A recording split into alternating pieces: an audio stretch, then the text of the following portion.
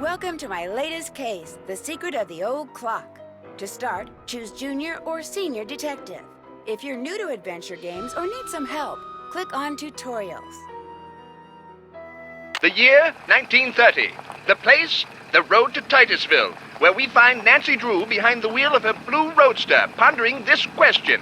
Why did Emily Crandall, a girl whom Nancy knows only through their mutual friend Helen Corning, ask Nancy to drive all the way out to the Lilac Inn to see her? Does it have something to do with the fact that Emily's mother died barely a month earlier, leaving Emily to run the restaurant with only her guardian to help her? And more important, why, when she called, did Emily sound so desperate? The spunky teenager turns off the main road, blissfully unaware that Emily isn't all that awaits her at the end of the driveway. No, Nancy Drew is about to get her first taste of the mystery, intrigue, and adventure that are to become her destiny.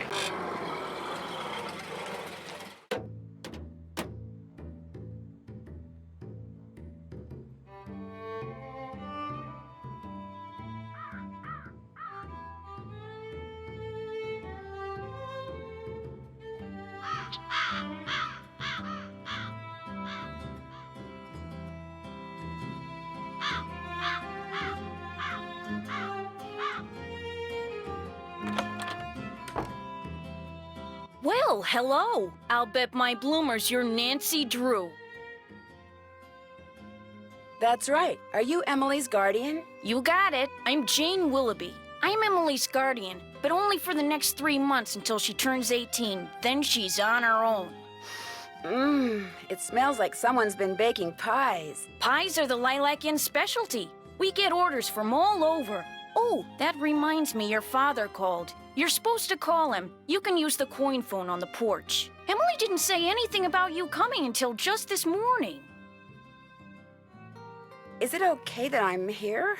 Don't get me wrong, she can invite anybody here she wants. It's just that she's gotten so darn forgetful lately.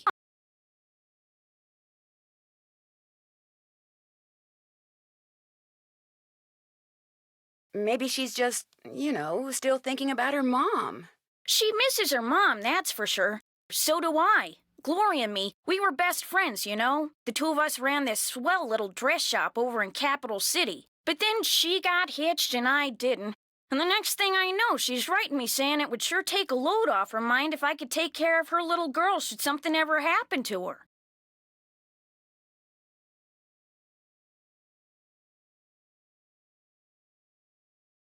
Emily's father? Died in the war. Cantigny, I think. Anyway, I couldn't say no. I mean, what are best friends for? I just wish I knew how to help Emily. Help her do what? She's been acting so... Look, go talk to her. She probably just needs to spend some time with a bearcat like you instead of some dumb Dora like me. Go on up, she's in her room. Just make like a Boy Scout and be prepared.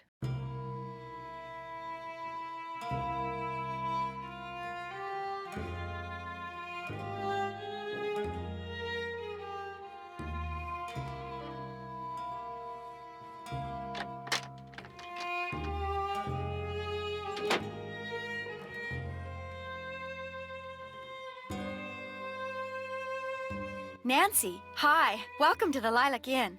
Oh, and before I forget, thank you for that nice note you sent me when Mom died. It meant a lot to me.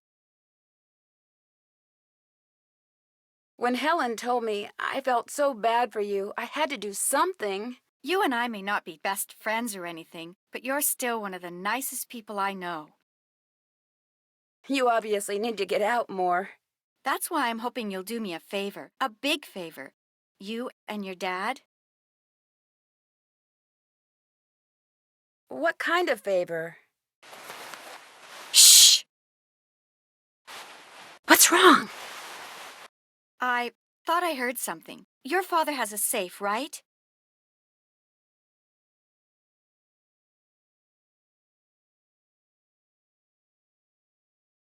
This is 1930. Lots of people have safes. See this jewelry? I'd like you to take it home with you and put it in your father's safe. It's beautiful. It was my mother's. The few times I saw her wear it, she looked just like a movie star. I was hiding it here in my room, but all things considered, I'd feel a lot better if you would just take it home and have your father lock it up in his safe. What about your guardian? Can't she take care of it? Oh, I don't want her to know I'm doing this, so don't tell her, all right?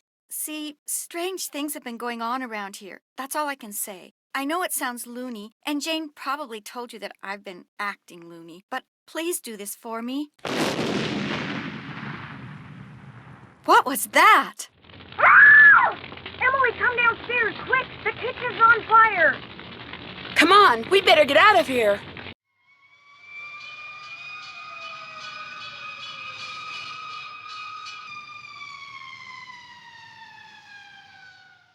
This is horrible, just horrible. The fire chief says the stove was completely destroyed and there's smoke damage everywhere. The inn will have to shut down for months, maybe even for good.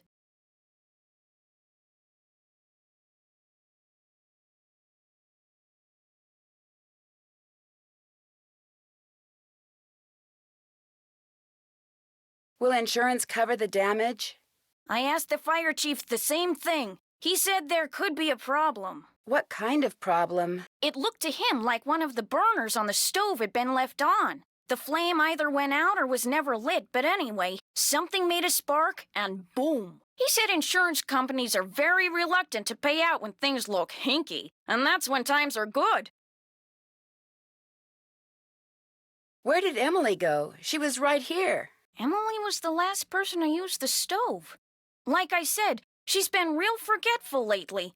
I think she's pretty upset, but it's not her fault. What with her mom passing away barely a month ago, and me showing up, this total stranger who doesn't know the first thing about kids or running a restaurant, and her trying to do everything all by herself. It's just too much, that's all. Who wouldn't go a little off their nut? I better get that. The line to the regular phone got burned up in the fire, so now the only phone we got is the coin phone on the porch. Excuse me. Oh, no! Emily?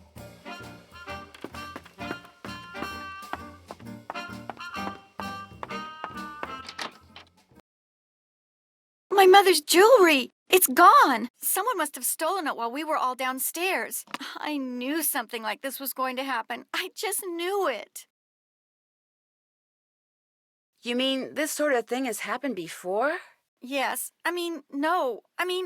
I'd rather not say, but I will say this. I did not leave the stove on. That fire was not my fault. Oh, what am I going to do? Without that jewelry, I don't have a prayer of paying for a new stove, and without a stove, I'll have to sell the inn, and if I lose the inn... I wish Mom were still here. I wish Josiah Crowley had left us the money like he always said he was going to. That's what I wish. Who's Josiah Crowley? He was this old man that lived next door. He died last year. He spent most of his time here at the inn, and he led my mom and me to believe that he'd left a lot of money for us in his will. He gave us a clock, and afterwards, he'd always point to it and get this little twinkle in his eye and say, "Time will tell." But when they finally found his will, he didn't leave us a penny.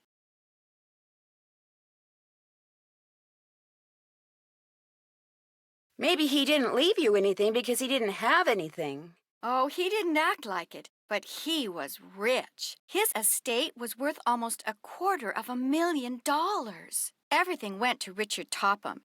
He's this man who claims to be able to help people develop their paranormal powers.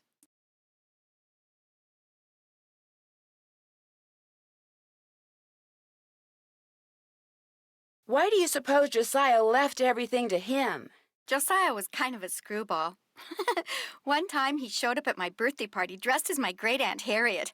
I didn't know it was really him until 2 days later. Anyway, he had all these weird hobbies, and he always thought it would be really keen to read minds. Josiah invited Richard Topham to move in so Topham could help him develop his paranormal powers right there in his house. Josiah was a sweet old man, and I do miss him. And he was free to give his money to whomever he wanted. But to get our hopes up like that, and then leave us nothing, it just wasn't like him. Where is Richard Topham now?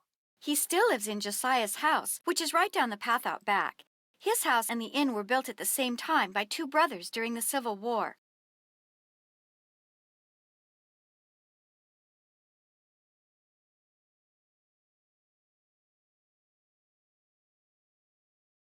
How many people knew you kept your mother's jewelry in here? No one. Well, Jane, my guardian, she knew, but I didn't tell anyone else.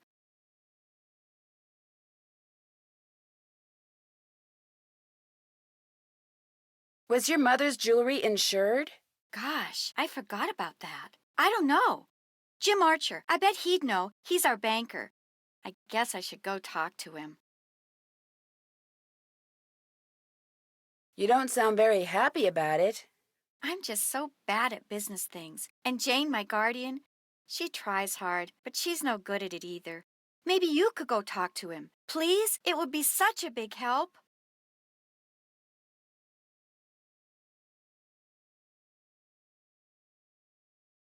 I guess. He runs the Main Street Bank. You can't miss it. I'll call him and tell him you're coming. I'll be back in a little bit. Don't forget to call your father.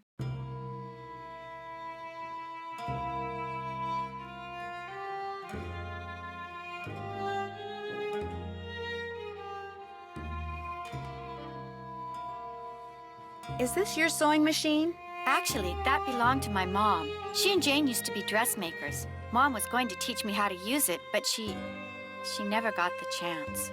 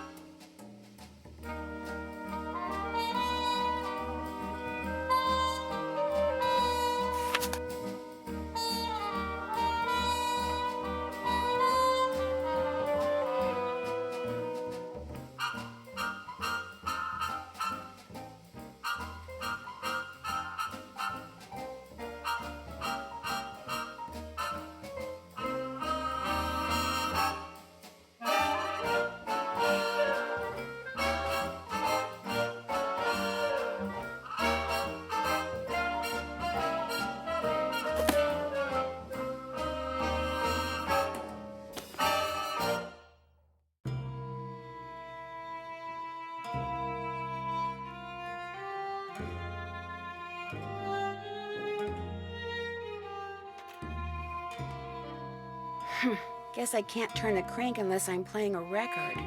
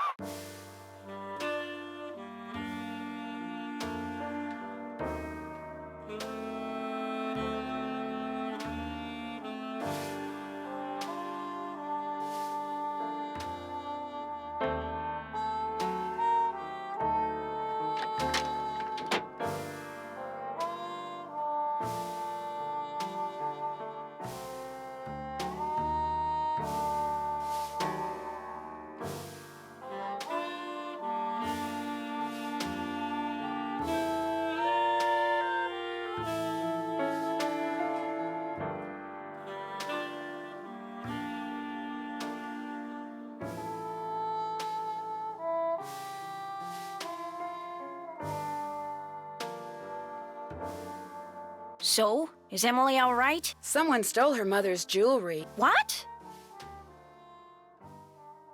Did you happen to see anyone go upstairs during all the commotion that the fire caused? No.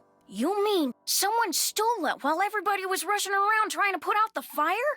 Hypers! If you can't trust a fireman, who can you trust? Emily said you were the only one who knew she had that jewelry. When Gloria was alive, she could have told people about it, or people may have seen her wearing it. And when she died, they knew the jewelry had to be around here somewhere, right? Does anyone in particular come to mind? Sorry. It's been hard enough getting to know Emily, let alone anyone else in this backwater burg. Well, guess I better go call the sheriff. Is that your car I saw when I drove up the driveway? My old rust bucket's parked out back where nobody'll see it. Be nice to buy something decent, but last time I checked, my last name was Willoughby, not Rockefeller.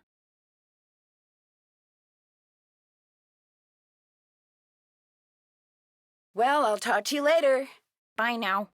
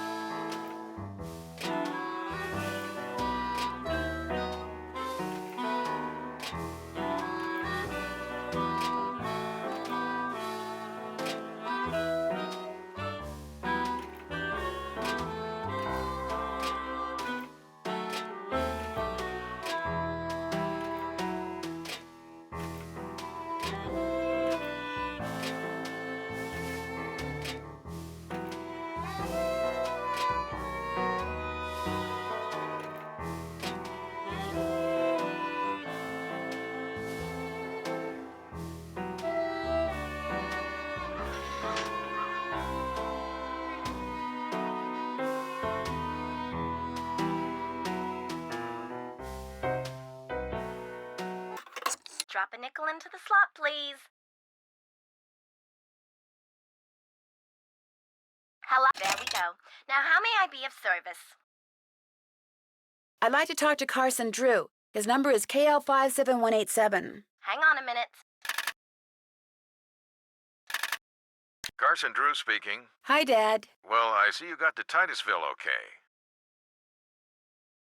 I got your message. Is something wrong? No, everything's fine. I need to get some documents from a colleague over there. I thought since you were in the area, you could pick them up, save him paying postage. Sure. What's the address? He said he'd just leave them for you at the telegraph office. Just drive into town and look for Tubby Telegrams. He said you can't miss it. Will do. These papers are extremely important, Nancy. I will pick them up, Dad. Good. Remember, watch your gas gauge and get gas when you're low so you don't run out. And try to avoid potholes. The more you hit, the likely it is you'll wind up with a flat. Yes, Dad. And if you do get a flat, take it off and put on your spare, and then head straight to a gas station and get it fixed. Yes, Dad. All right, lecture over. Have you found out why Miss Crandall asked you to visit?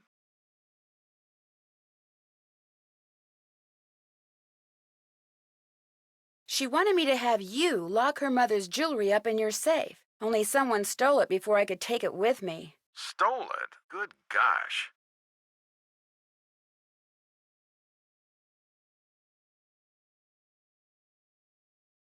That was right after the stove in the kitchen exploded. The stove exploded? Sounds to me like you'd be well advised to cut your visit there short. No, I want to find out what's going on. I have to find out what's going on. You have to? Well, yeah, you know. Emily just lost her mom, and she's worried about losing the inn, and her guardian's all wet when it comes to helping out, and... And the truth is, you are so curious that you feel like you'll absolutely burst if you don't find out why all these weird things have been happening, right? Yes. Don't worry, I know the feeling. You're a chip off the old block, I'm afraid. Well, as long as you're like me in one other way, you should be fine. What way is that? Smart? Careful.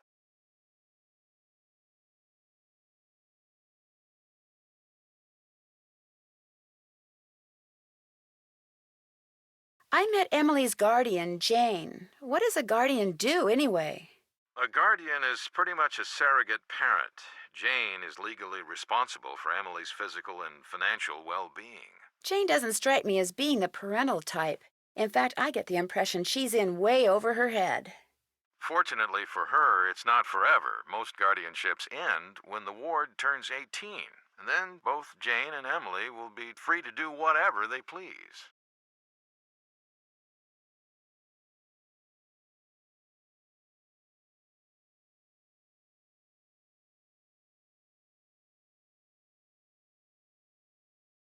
You'd think Emily's mom would have chosen somebody a little more competent to take care of her only child. Things aren't always as they appear. Maybe she's not as bad as you think. Or maybe she's worse. Don't tell me you think Emily's guardian stole the jewelry. Good grief, where did you get such a suspicious mind? I think it was from the person who has always told me that the best way to solve a problem is to look at all the possibilities, Dad.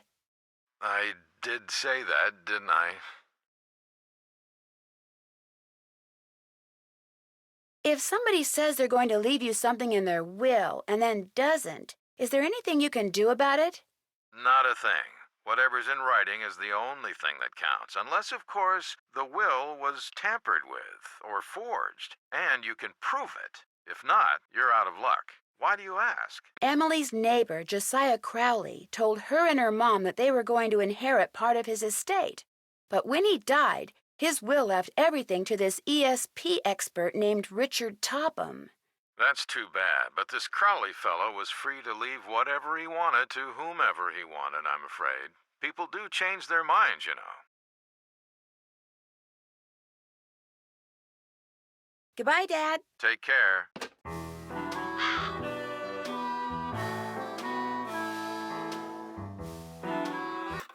Drop a nickel into the slot, please. There we go. Now, how may I be of service? Hi, could you please connect me with Bess Marvin at KL54468? Just a second. Hello? Hi, Bess. It's Nancy. George, get over here. It's Nancy Drew. So how's the Lilac Inn? Beautiful. Are the lilacs blooming? Like crazy. They smell so good. It's like the air is made of perfume. Hi, Nancy. Is that you, George? Ouch, that's my foot. Well, move over. I can't hear. You move over. Then I can't hear. Look, just hold the phone like this, okay? There. Can you hear us? I can hear you fine.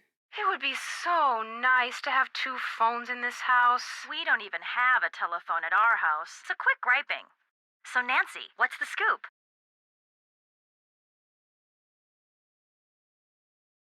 Well, I talked to Emily Crandall. Bess was telling me that you don't really know her that well. Bess and I just know her through Helen Corning. The last time I saw her was at Helen's 15th birthday party. I saw her last year at Helen's recital. Hello? Is someone on the line? Hello? We're on the line, Mrs. Farthingham. Well, get off. I need to make a call. But we just got on. Then it should be no problem for you to get off. Just give us 1 more minute, Mrs. Farthingham, please. Oh, all right. You have 1 more minute. Go on, Nancy. What were you saying? Just that I... Shh. Wait a minute, Mrs. Farthingham. Would you mind hanging up? All clear. Oh, how I wish we didn't have to share a phone line with her. Just be grateful you have a phone, Bess. Some jewels were stolen out of Emily's room this morning at the same time that a fire destroyed the stove in the kitchen. Destroyed the stove? You mean they can't bake any more cherry pies? Not for a while. Emily's worried that she may have to sell the inn. Is that bad? I mean, she's only 17.